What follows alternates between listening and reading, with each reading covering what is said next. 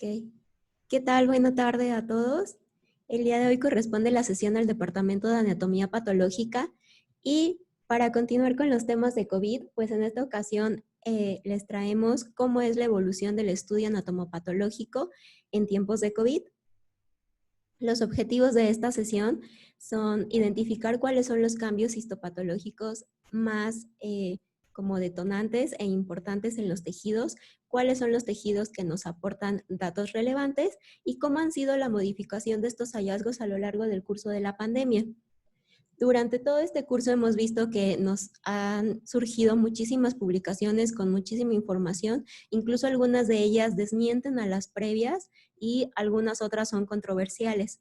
A diferencia de lo que ocurre en la clínica o con los tratamientos, en anatomía patológica vamos a ir un poco de la mano cómo fue evolucionando el conocimiento, porque todo el conocimiento es enriquecedor y bueno, pocas veces va a haber controversias en cuanto a los hallazgos histológicos. Por eso es que principalmente el recorrido va a ser un poco más en cuanto a fechas y cómo se va acumulando este contenido.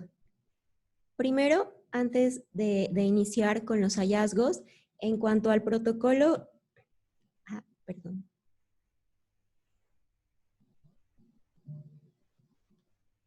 Mario.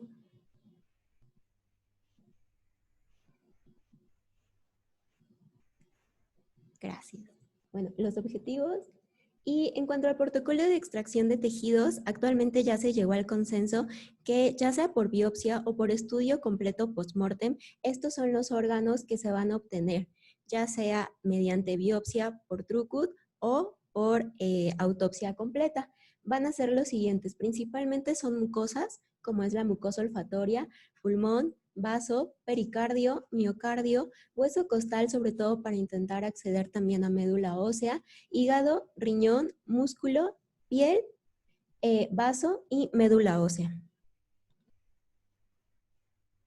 En cuanto al manejo y fijación de tejidos, normalmente nosotros manejamos la fijación con formol buffereado al 10%, sin embargo en la mayoría de las publicaciones nos mencionan que las biopsias pueden ser fijadas en formol al 4%, solamente conservando una adecuada proporción en su pH de un 7 a 7.2.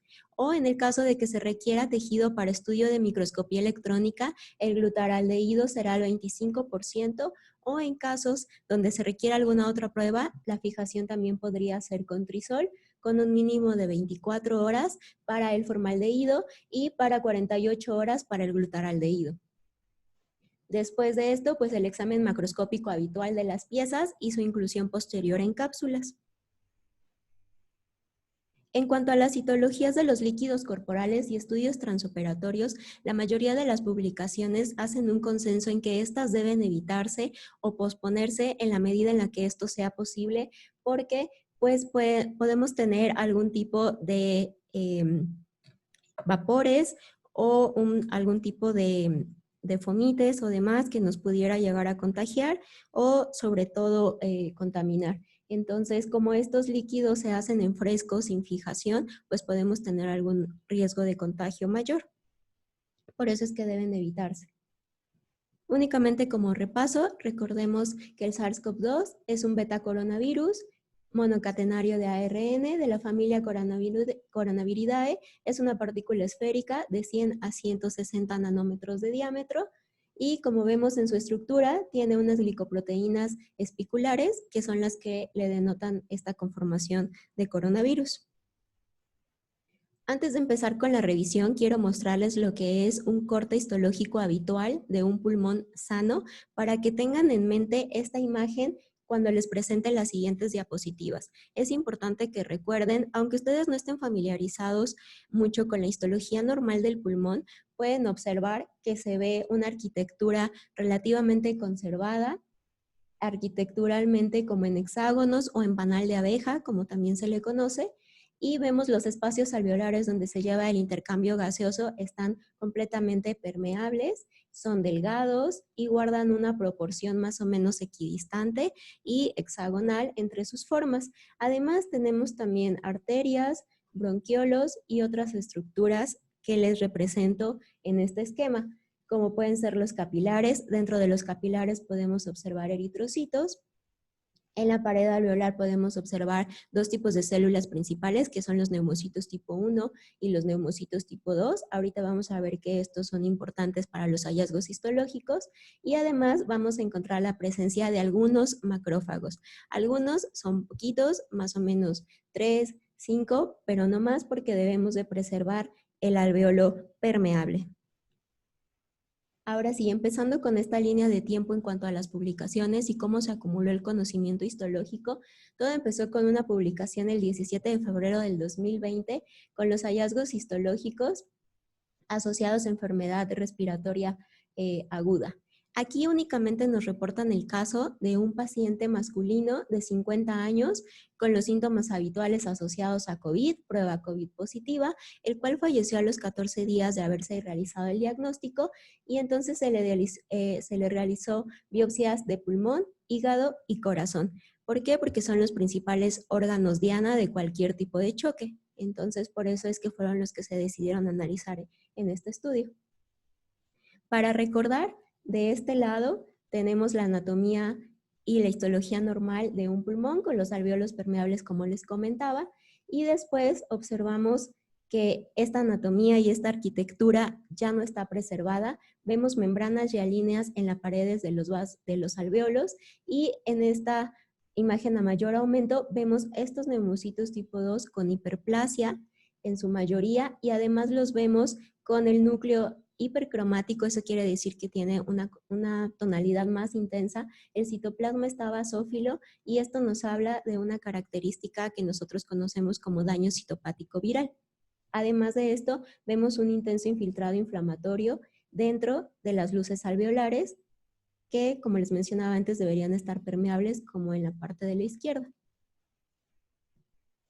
En esta otra imagen lo que observamos es, este es un solo alveolo y se encuentra completamente lleno de exudado, de infiltrado inflamatorio mononuclear.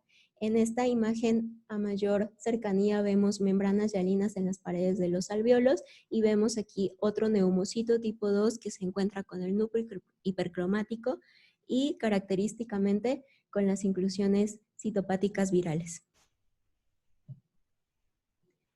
En el hígado lo que encontraron en este paciente fue aumento en el infiltrado inflamatorio de tipo linfocítico y además esteatosis, lo cual consideraron ya que el paciente además tenía como comorbilidad obesidad, que eran cambios histológicos subyacentes a su patología de base y no necesariamente condicionantes a una patología por COVID. Entonces, en este caso, únicamente describen los hallazgos asociados a la obesidad del paciente. En cuanto a la histología encontrada en corazón, las fibras de los miocardiocitos deberían ser homogéneas, como los vemos en la imagen a mayor aumento. Sin embargo, aquí vemos que entre cada una de las fibras de los miocardiocitos encontramos edema entre ellas, además de un infiltrado inflamatorio igual de predominio linfocítico entre cada una de las bandas. En este paciente estos fueron los únicos hallazgos que encontraron. Posteriormente en otros artículos vamos a ver que ya describen como tal procesos de vasculitis.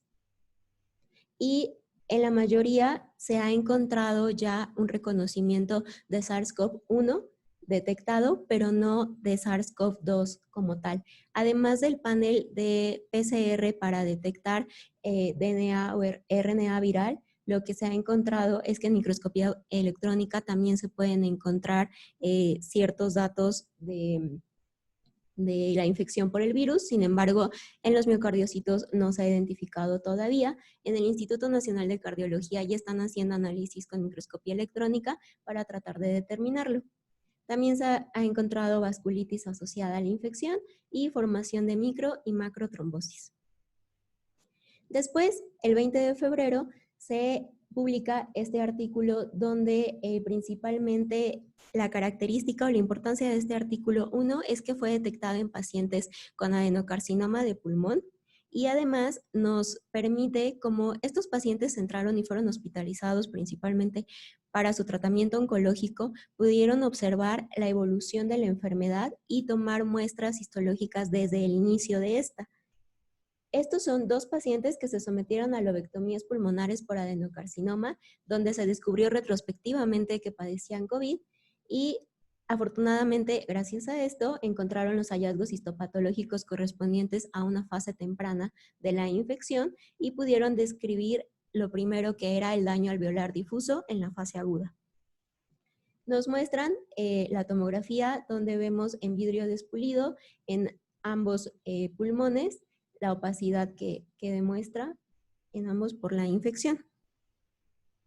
En el paciente 1, estas son las imágenes de las biopsias de pulmón de ese paciente. Vemos que hay también membranas hialinas, dentro hay glóbulos plasmáticos, además de las membranas hay exudados de eritrocitos, hay infiltrado mononuclear y hay presencia de fibroblastos y hemorragia como tal. En esta imagen lo que nos señala es la presencia de hipertrofia de neumocitos tipo 2, la presencia de mastocitos también intraalveolares y el daño también presentado por la extravasación de eritrocitos. En el paciente 2, observamos también que dentro de las luces alveolares hay exudado plasmático. Vemos que los septos alveolares deberían ser delgados, como este puente entre estos dos alveolos. Sin embargo, ya observamos el engrosamiento de algunos tabiques entre los alveolos. Vemos también el infiltrado inflamatorio entre ellos. Vemos un trombo de fibroblastos dentro de la luz alveolar y vemos que aquí está completamente lleno de mastocitos y de infiltrado inflamatorio, a diferencia de que las luces alveolares deberían ser permeables. El 20 de marzo se publicó este otro artículo también importante porque nos revela cómo son los hallazgos histológicos en pacientes inmunocomprometidos. Aquí lo que se estudió fue 4 casos de pacientes, 2 de ellos con leucemia, 1 de ellos con trasplante de renal y otro de ellos con cirrosis. Entonces nos permite ver cómo correlaciona la patología subyacente del paciente con los hallazgos que se añaden con la patología por COVID. Entonces, en estas de pulmón vemos los mismos hallazgos, únicamente vemos que en este paciente el que tenía leucemia no presentaba tanto infiltrado inflamatorio como en las biopsias que les mostré antes, pero sí mucha extravasación de eritrocitos y hemorragia intraalveolar, aumento de los tabiques entre los alveolos y hialinización de los vasos, y aquí muchísimo infiltrado inflamatorio de tipo linfocítico. En la biopsia de hígado, esta es la del paciente con cirrosis, vemos que en el espacio porta hay un aumento en la presencia de linfocitos. Hicieron prueba de inmunohistoquímica con CD20 para remarcarlos y determinar que efectivamente fueran linfocitos. Vemos la presencia de nódulos fibrosos correspondientes a la patología normal de una cirrosis. Vemos que hay presencia de infiltrado inflamatorio, tanto en el espacio porta como entre los sinusoides, y estos cambios fueron asociados a la propia patología subyacente de la cirrosis del paciente. Como otra aportación de este artículo, tenemos que hicieron un resumen de todos los hallazgos histológicos que encontraron tanto en pulmón, hígado y corazón, que hasta este momento eran los órganos que se analizaban hasta ese momento. Entonces, esta es como una gran aportación de este caso, y además nos separan los hallazgos de acuerdo al tiempo de evolución. Nos comentan que en aquellos pacientes que tienen 10 días o menos de presentar la infección, presentan exudados agudos, formaciones de membranas hialinas, y conforme se van aumentando los días pueden presentar metaplasia escamosa, células gigantes multinucleadas, ya como tal tapones de fibrina o infartos pulmonares, y en aquellos que tienen más de 20 días ya tenemos como tal tapones de fibroblastos intersticiales, proliferación y engrosamiento septal y una neumonía organizada en los pacientes. Además, nos comenta que la consolidación que se observa radiográficamente pudiese ser causada por la infiltración de neutrófilos intraalveolar o probablemente debida a una infección superpuesta, como pudiera ser algún tipo de neumonía, y menciona que los hallazgos encontrados en hígado y corazón son limitados hasta el momento y que estos más bien están relacionados con las patologías subyacentes del paciente. Para abril del 2020 es el primer artículo que muestra como tal cuáles son los hallazgos citológicos en los lavados bronquialveolares, porque como les mencionaba hasta este momento se han tratado de evitar estos procedimientos por el riesgo de contagio. Entonces, este caso es el reporte de un hombre de 66 años, donde lo que demuestra es un infiltrado más bien mononuclear. Todas las imágenes previas que les mencioné eran más características por linfocitos, y aquí en el lavado bronquialveolar lo que encuentran más son células plasmáticas, incluso hacen inmunohistoquímica con CD138 para determinar cuál es la clonalidad y ven que efectivamente son células plasmáticas. Observan que los mastocitos también se encuentran con núcleos hipercromáticos, agrandados, y presenta también trombos de fibrina y aumento en el infiltrado inflamatorio. Entonces, de ahí la relevancia de este caso. En este caso, que es del 29 de abril, este es importante porque es el primer caso el primer caso histológico reportado a partir de que se hace una correlación entre la enzima convertidora de angiotensina tipo 2 y la fisiopatología de los pacientes. Entonces, uno de los órganos diana de la enzima convertidora de angiotensina es precisamente el riñón. Entonces, de ahí la importancia de que este artículo nos presente cuáles son las características histológicas en riñón. Y les presento una imagen histológica normal de cómo se ve un riñón. Ven de igual forma, aunque no estén familiarizados, la arquitectura entre cada uno de los túbulos, aunque no veamos cuáles son proximales o distales, todos vemos que son túbulos redonditos, presentan su capa de células sin mayor problema. El glomérulo igual tiene su celularidad, sus capas mesangiales y demás, todo está como ordenado y compactado para la función del riñón. Sin embargo, en las biopsias de los pacientes vemos que los túbulos se encuentran con exudado en su interior. Hay un concepto que se llama vacuolización isométrica. Si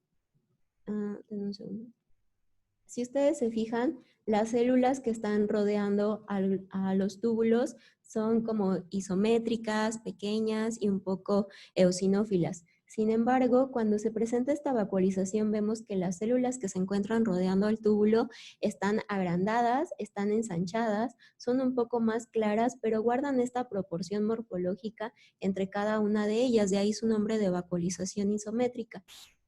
Además de esto, bueno, también se ve exudado en el interior y vemos que los capilares entre los túbulos se encuentran llenos de eritrocitos entre ellos. Esta vacuolización se puede presentar también de forma habitual como daño posterior a la ingesta de medicamentos. Sin embargo, ha sido un hallazgo encontrado en pacientes con COVID. En esta otra foto vemos que la arquitectura de igual forma está diferente, no conserva el mismo patrón. Vemos en este ángulo que está la vacuolización, exudados dentro, proceso inflamatorio interlobulillar y además en este caso se presentó un absceso entre los túbulos renales. En esta otra microfotografía ven que también hay depósitos de hemosiderina, probablemente secundarios a datos de hemorragia. Lo quisieron correlacionar con los datos de proteinuria que se había encontrado en los pacientes y si tenía alguna relación con el aumento de creatinina sérica que se había encontrado en los 29 casos estudiados. Sin embargo, no pudieron hacer una correlación directa. Y en esta otra vemos cómo las células basales se están desprendiendo completamente de su capa donde deberían de ir alrededor de los túbulos.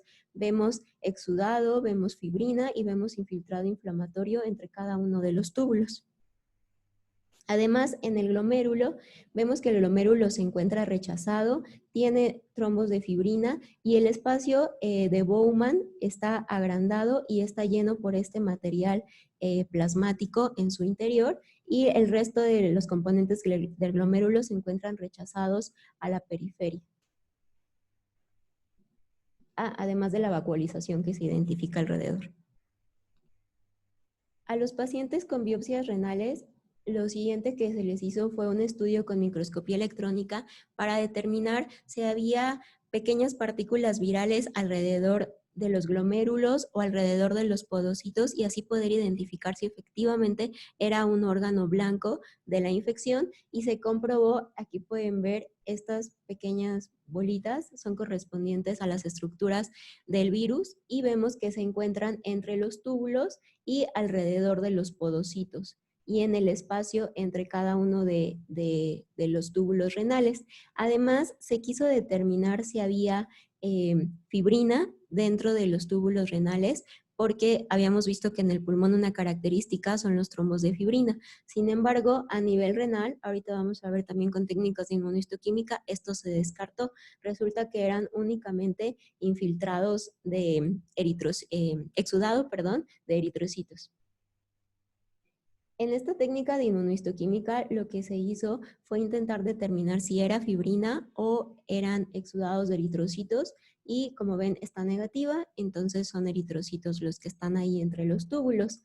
También con inmunohistoquímica por enzima convertidora de angiotensina, las dos imágenes de arriba son de un paciente negativo a COVID, donde vemos que en los túbulos se remarca un poco pues por la propia fisiología de los túbulos. Sin embargo, el glomérulo se encuentra negativo, a diferencia del paciente que tiene COVID positivo, donde vemos que los túbulos están evidentemente positivos y la capa mesangial parietal del glomérulo está positiva, intensamente positiva.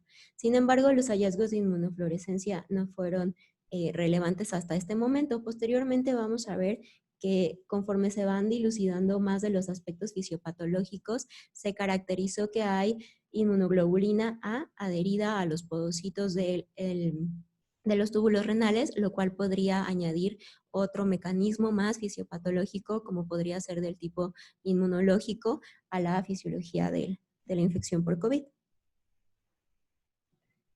Entonces, los hallazgos indicaron que el SARS-CoV-2 puede infectar el epitelio tubular renal, así como a los podocitos. La lesión tubular proximal aguda difusa tiene pérdida del borde en cepillo, la vacuolización que les comentaba, que puede ser causada por el virus, aunque mencionan, como en la discusión del paper, que puede ser también que se encuentre asociado a que si los pacientes son tratados con soluciones hiperosmolares, estos cambios también se pueden deber a esas cuestiones. El 22 de abril se publicó este otro, que este sí ya es de Italia, donde se analizaron 38 casos y es el primero donde describen como tal cuál es el proceso que llevaron a cabo para realizar una autopsia. Hasta este momento no había habido un paper que nos hablara tan claramente de cómo se realizó, cuál fue la técnica que se abordó específicamente para realizar la autopsia, cuántos cortes se tomaron, de qué localizaciones específicas se tomaron, qué tipo de fijación se llevó a cabo y además nos ayuda a separar cuáles son las fases o nos dividen en 3 fases a los hallazgos encontrados en el pulmón.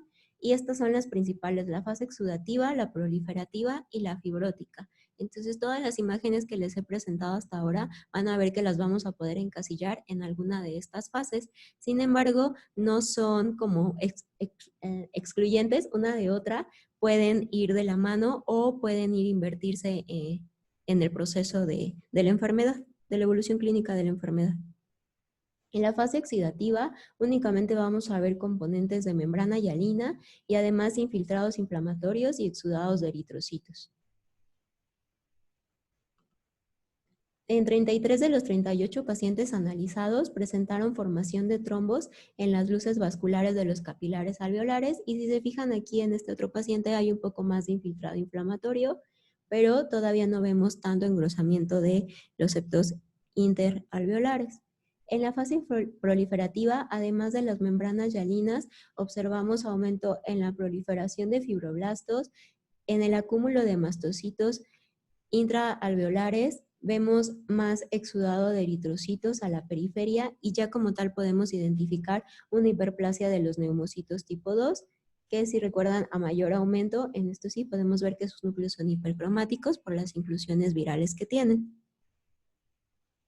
En esta otra imagen vemos que ya hay trombos como tal de fibroblastos, hay ya focos de hemorragia y exudados de eritrocitos y si se fijan ya no podemos determinar dónde está una luz de un alveolo, dónde empieza un alveolo, dónde termina el otro, porque ya todo tiene un complejo enramado. En la microscopía electrónica, lo que quisieron buscar fue que este neumocito tipo 2 tuviera estas inclusiones nucleares, en verdad fueran por hallazgos virales dentro de ellas, y efectivamente lo corroboraron. Aquí podemos ver en estos agrandamientos de este neumocito tipo 2 que se encuentran partículas virales dentro de él. Y para el 8 de junio, todos estos hallazgos habían sido, como ven, en hígado, pulmón, riñones principalmente, pero al ser una enfermedad sistémica se determinó que también podría estar presente en otros órganos como glándulas salivales o testículo. Este artículo todavía no ha sido publicado, aún está en pre.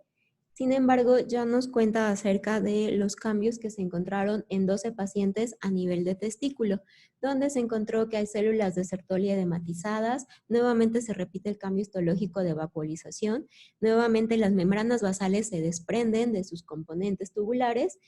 Sin embargo, hasta ahorita no se ha encontrado evidencia de presencia por PCR del virus o por microscopía electrónica. Sin embargo, ya saben que pues, el conocimiento va a irse formando. Este fue el último, que fue el del 8 de junio, que nos informa estos. Todavía falta que salga la prepublicación de el de glándula salival al respecto. Y esta es la histología del testículo, donde vemos efectivamente que las membranas basales empiezan a despegarse, vemos la vacuolización, la edematización y vemos una disminución. Esto debería estar lleno de las fases del espermatozoide, sin embargo vemos disminución en la espermatogénesis.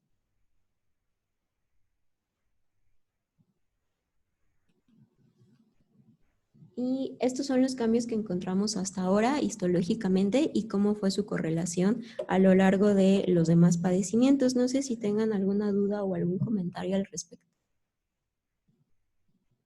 ¿Los chinos no reportaron tanta trombosis como los italianos? No, en realidad el proceso fue a partir de que los italianos empezaron con la publicación en abril. Sí, realmente los chinos no reportaron tanta. ¿Perdón?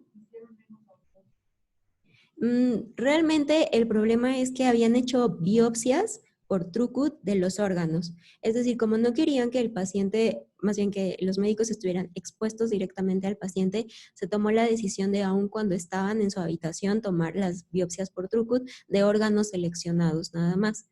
Ya después empezó a hacer como tal un proceso de autopsia, ya bien de abrir todos los órganos, analizarlos, pesarlos, porque incluso los pulmones no habían sido pesados o no se había descrito su peso hasta que se publicó el artículo italiano.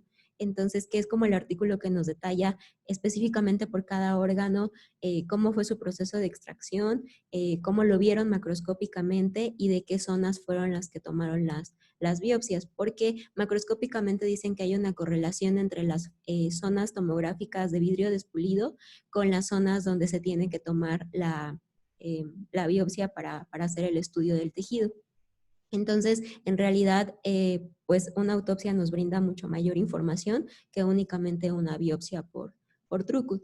Así que eso pudiera ser alguna, no sé, explicación al respecto. En cancerología hicieron un estudio de varios órganos.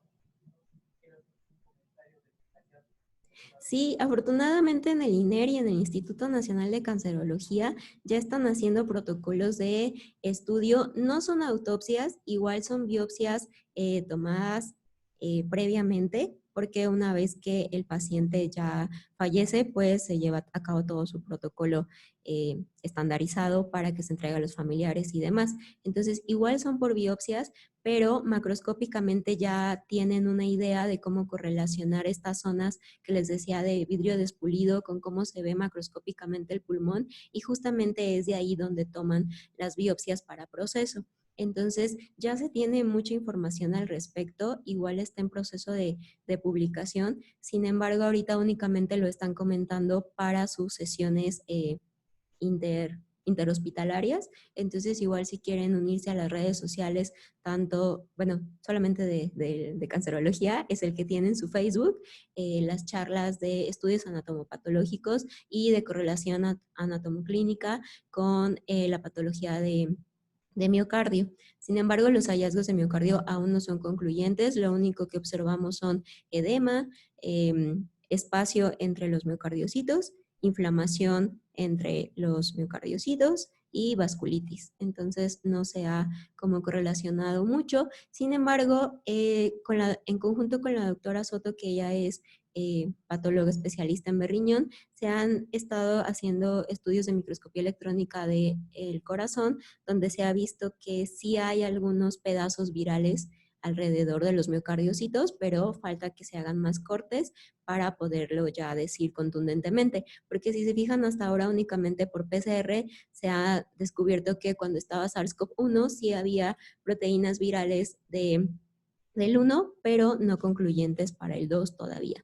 Entonces es lo que están ahorita realizando en el Instituto de Cardiología, y en el INER también están haciendo biopsias no por Throughput, pero sí localizadas por órgano. Ellos sí están implementando más, déjenme, este protocolo, el que les presenté al inicio de cuáles son los órganos a los cuales hay que tomarle biopsia, es el que tiene implementado actualmente el INER.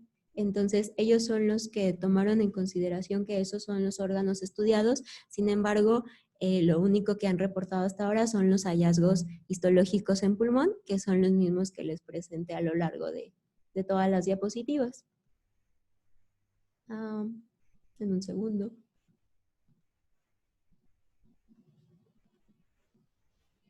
La presentación de los hallazgos histológicos encontrados en las biopsias de los pacientes del INER, esa la pueden buscar como tal directamente en YouTube. No tienen una página de Facebook en la cual la transmitieron, pero en YouTube está disponible, y estos son los órganos que ellos están atacando de momento para hacer las biopsias. Pero de igual forma son todos biopsias. Aquí en México no tenemos todavía un protocolo establecido para realizar autopsias.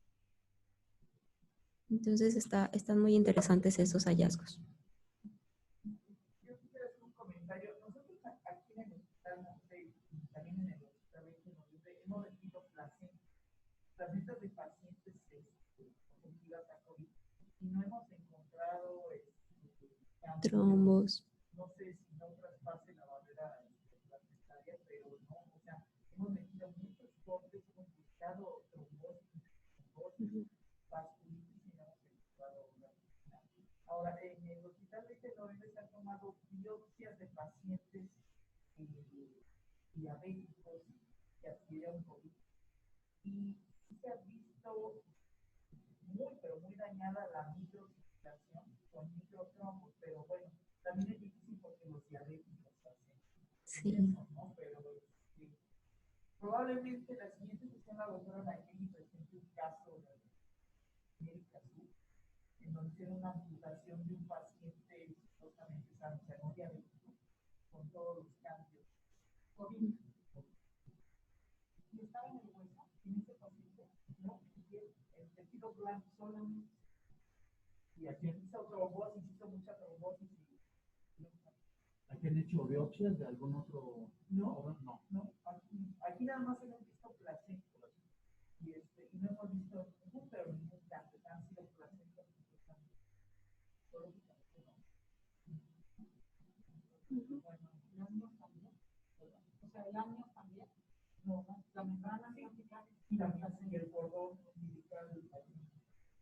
Lógicamente no hemos visto cáncer. Porque como dijo la otra, nosotros podemos inferir en un tejido así cambio citopático de aspecto viral con las características que yo puedo tener nucleolos, o sea, polimerasas internucleares que tienen la inclusión intranuclear o en alonuclear, sin especificar que sea megalovirus o algo, pero se ven los cambios específicos de un virus. Así es. Pero no, en las placentas no. Pues está todo en estudio. Sí, seguramente seguiremos siendo bombardeados por más artículos y más publicaciones de cómo va evolucionando todo esto, tanto histológicamente como clínicamente, como en tratamientos. Pero bueno, la conclusión y lo general es que es un indicador inflamatorio de agudo a crónico de la inflamación, la producción de membranas de alinas, mucha fibrina,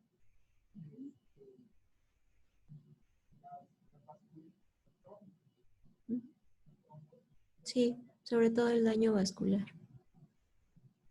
Muchas gracias. Sí, Pues espero que nos puedan enviar el link para que yo pueda enviar a todos y todos puedan ver la sesión. O sí, sea, el link de claro. la sesión grabada. Ujú.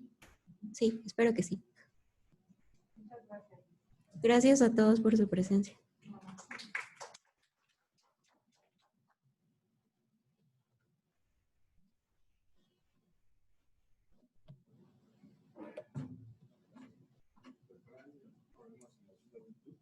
No, nada más me manda el link para que yo se los pueda mandar, ¿no, Mario? Sí, ahorita le quedan. Muchísimas gracias. Sandra, van a adoptar una paciente que no toma dormir, aunque y al tratamiento puro tratamiento y va a haber nada más. Ok, que tengan buen fin de semana. Gracias, igual. Si no tienes ningún problema con que la función se suba a YouTube, No, doctora. ¿se puede subir a YouTube? Sí. Gracias, maestro. Ay, muchas gracias. Sí. No, qué triste que no se pudo comprar. Ay, ¿qué te ha pasado?